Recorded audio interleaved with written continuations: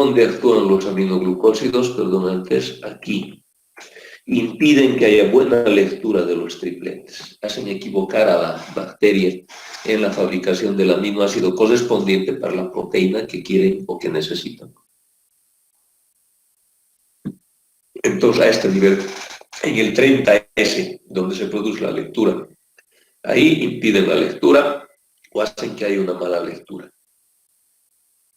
Ahora, los estafilococos aureus y las bacterias gram negativas, sobre todo las bacterias gram negativas, tienen lipopolisacárido en su membrana externa. En esta membrana externa tienen lipopolisacárido.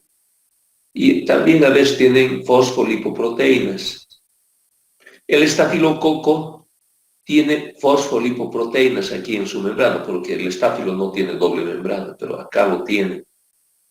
Y las bacterias que tienen lipopolisacárido, como las gram negativas, o fosfolipoproteínas, como los estáfilos, son los únicos que tienen receptor para aminoglucósidos, porque esto es el imán que atrapa aminoglucósidos. Entonces el aminoglucósido se pega ahí, solamente es por afinidad, por adhesión, nada más. Se adhiere a toda célula, a toda bacteria que tenga lipopolisacárido o fosfolípidos, o fosfolipoproteínas, como quieran llamar. ¿Quiénes tienen eso? El estafilococo y las bacterias gram negativas.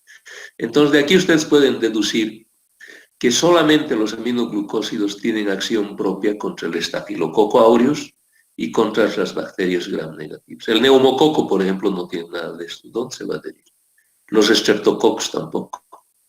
Las bacterias gram negativas sí tienen. Y el aminoglucósido penetra así de facilito. A través de los poros penetra.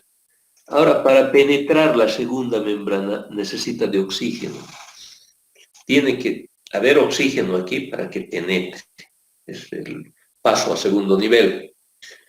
Por eso los aminoglucósidos no actúan sobre anaerobios. Estos tienen que ser aerobios. ¿Por qué? Porque los anaerobios viven en lugares donde no hay oxígeno, entonces no podrían penetrar. Cuando es una bacteria que vive con oxígeno, ese oxígeno aprovecha el aminoglucósido y penetra hasta el ribosoma 30S, donde se adhiere y finalmente evita la lectura de ese triplete, ¿verdad?, del RNA mensajero para producir la codificación, si quieren, o lectura o traducción, como quieran llamarlo, en aminoácidos. De ahí el espectro. Los aminoglucósidos entonces impiden acá. Aquí es donde se juntan, ¿ya? Impiden esa lectura. Ahí lo tienen acá, ¿no? Entonces, si nosotros tomamos nuestro ejemplo aquí, este modelo que les he hecho, la transcripción, el RNA mensajero, después la traducción, los aminoglucósidos impiden que se lea esto bien. Por lo tanto, bloquean a todo esto y sobre todo bloquean la generación de aminoácidos.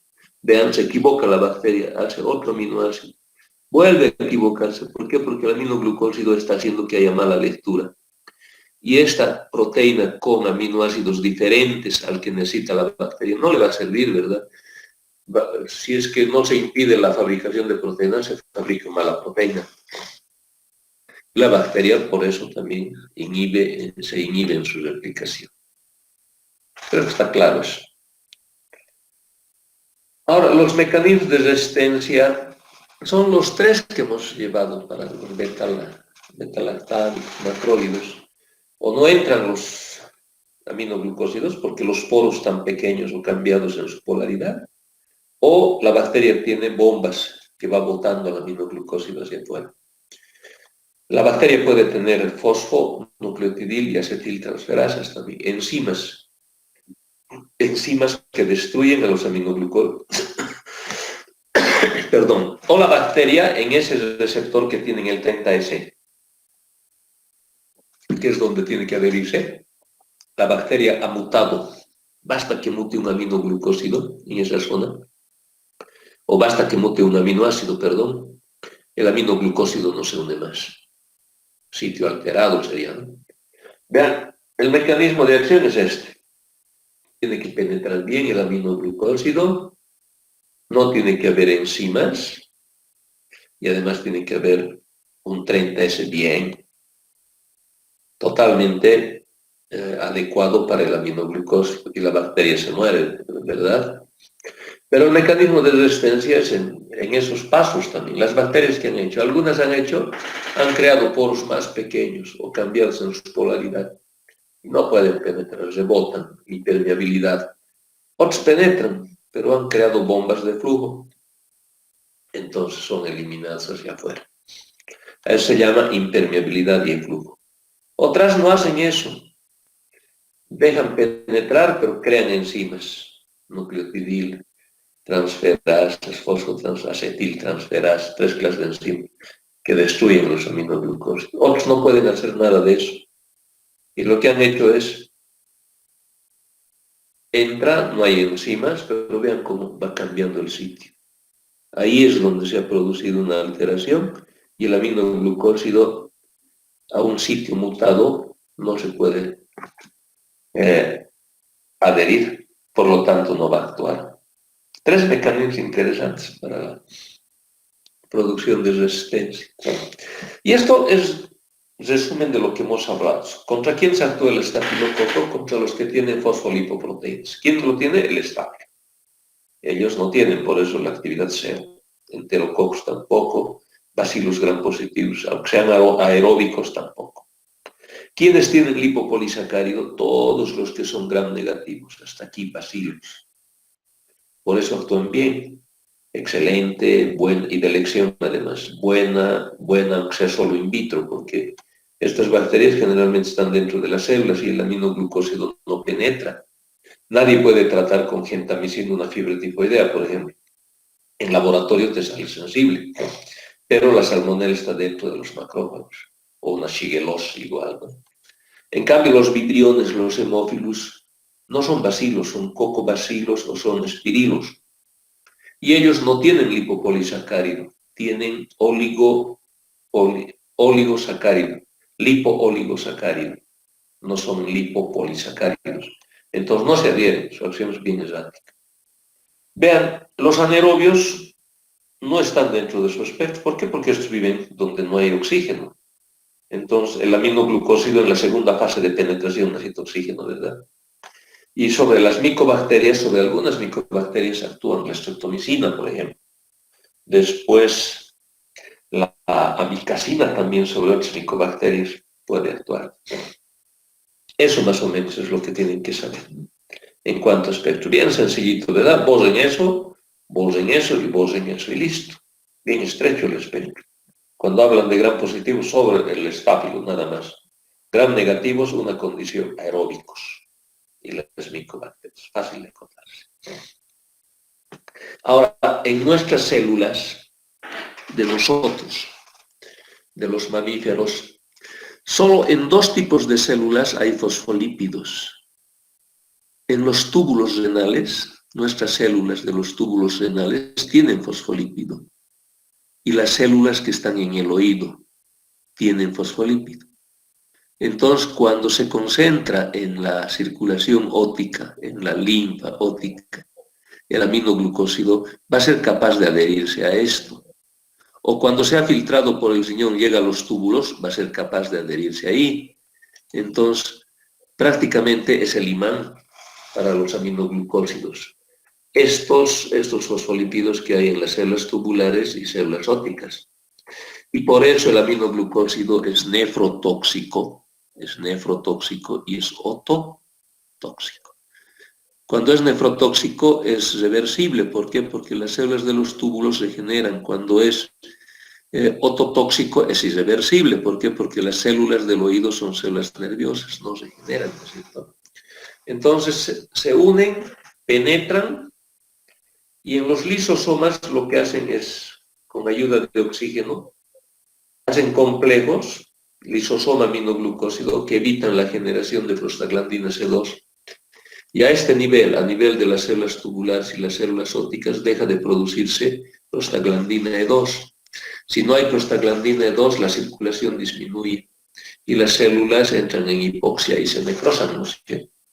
Por eso producen necrosis tubular y destrucción de las células ópticas. en 2 células entonces. Los efectos secundarios entonces más importantes son la nefrotoxicidad y la ototoxicidad. Vean, a nivel óptico, a nivel del vestíbulo, produciendo vértigo, mareos, y a nivel auditivo, produciendo sordera. Vean, casi todos los aminoglucósidos, pero en orden de importancia está aquí, de frecuencia. La streptomicina es la más tóxica a nivel vestibular. Después está la genta, la tobra, la canamicina, la neomicina. Produciendo sordera está la neomicina en primer lugar, la canamicina, y vean, la genta en tercer lugar. Y es un aminoglucósido que se utiliza, pero harto.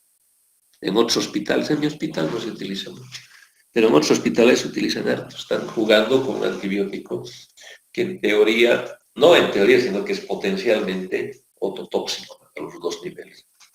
Y la nefrotoxicidad, vean, la gentamicina también está ubicada en segundo lugar. Neo ya no se interesa porque nadie utiliza ya.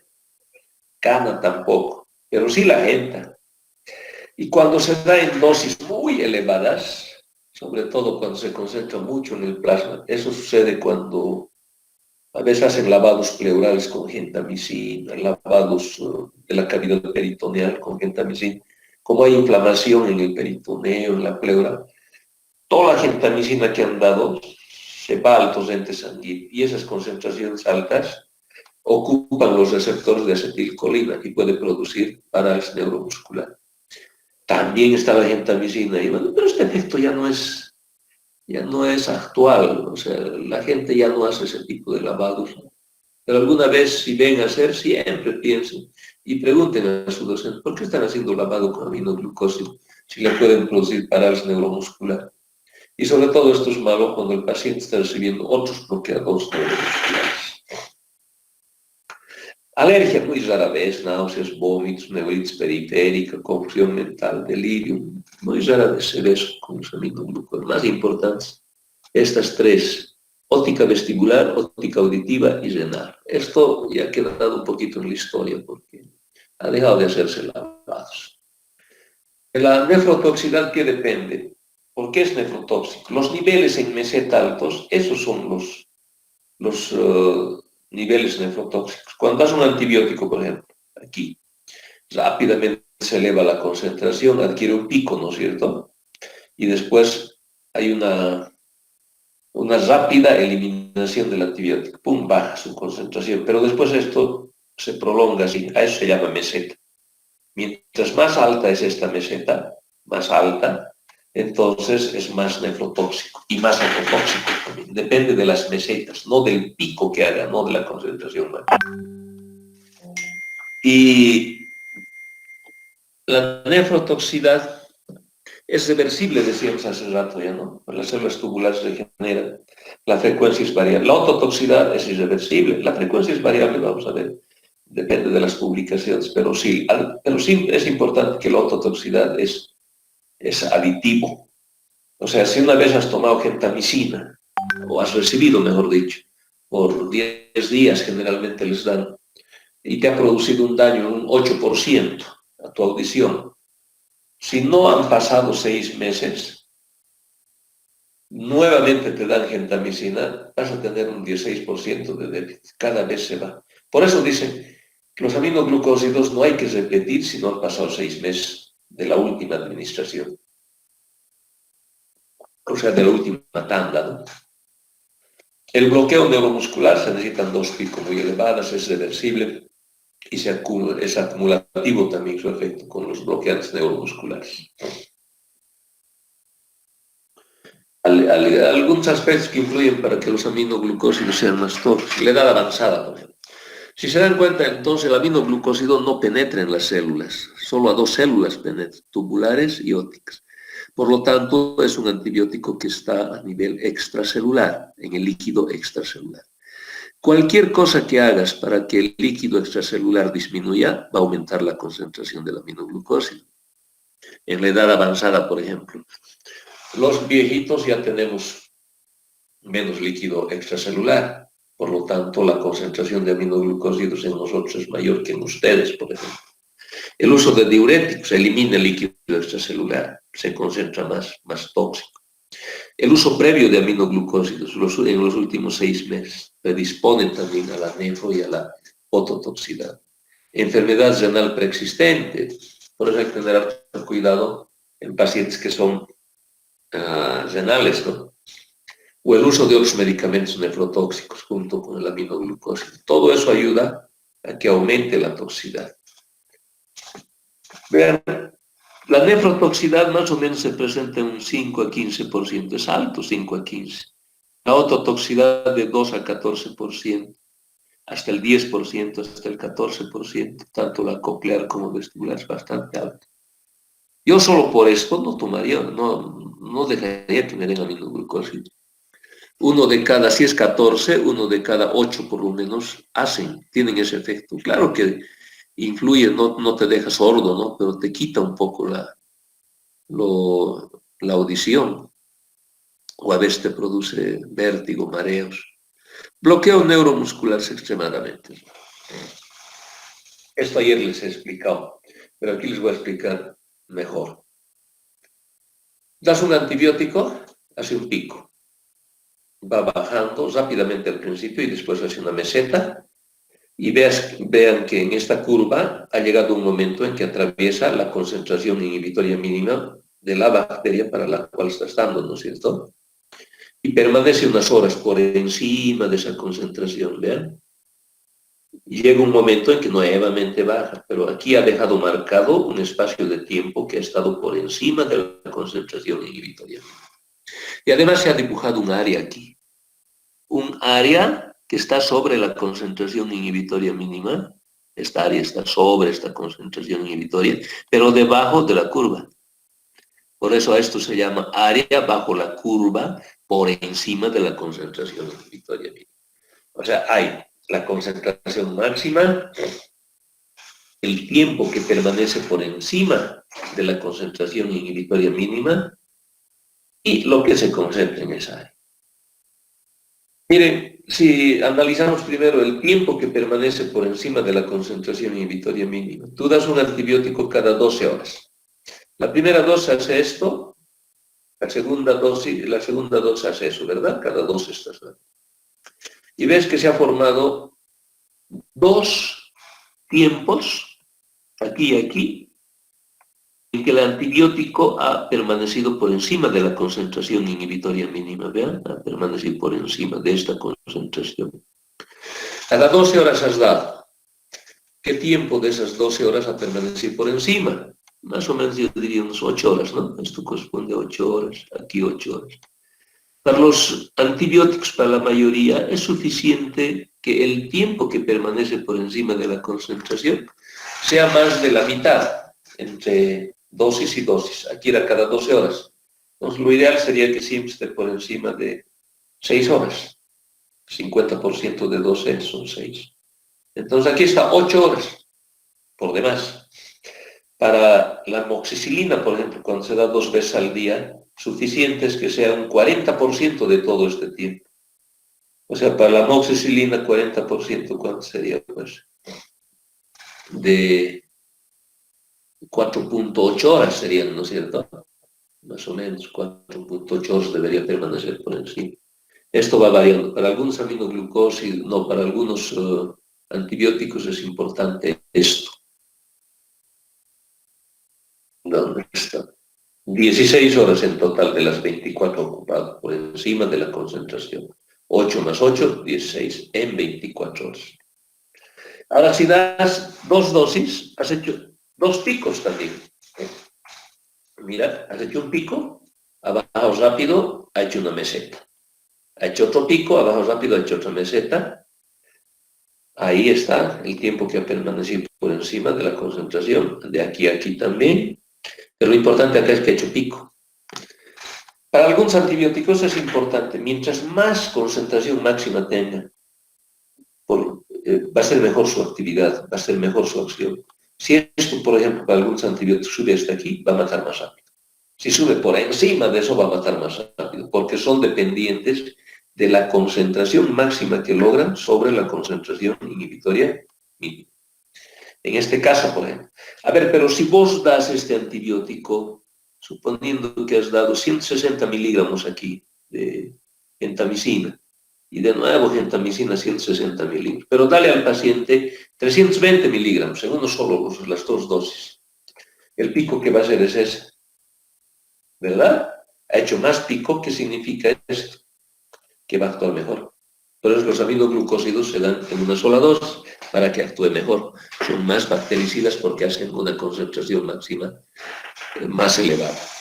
Y vean, esta mesetita, había una meseta aquí y otra meseta aquí, ¿sí?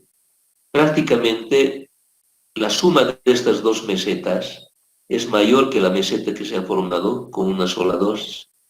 Y no se olviden que la toxicidad depende de las mesetas que se forman, del tiempo que permanecen estas mesetas.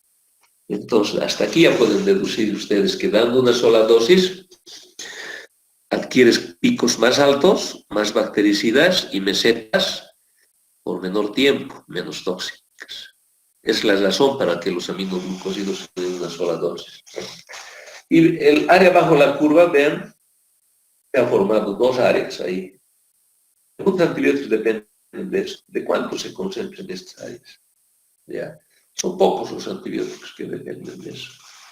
Bueno, tampoco son tan pocos, hay algunos que vamos a ir viendo. Vean, aquí, por ejemplo, quienes dependen del tiempo sobre la concentración inhibitoria mínima, que sea por lo menos más del 50% del tiempo entre 2 y 2. Todos los betalactámicos, los macrólidos, la clindamicina, el inesolid, las glicilciclinas.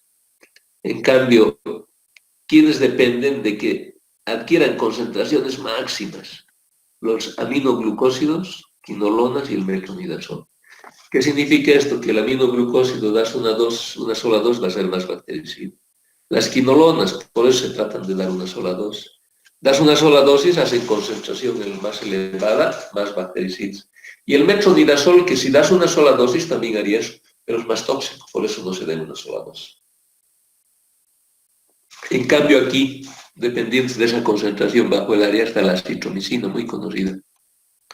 Las streptograminas, glucopéptidos, etcétera, etcétera. Ahora, a ver.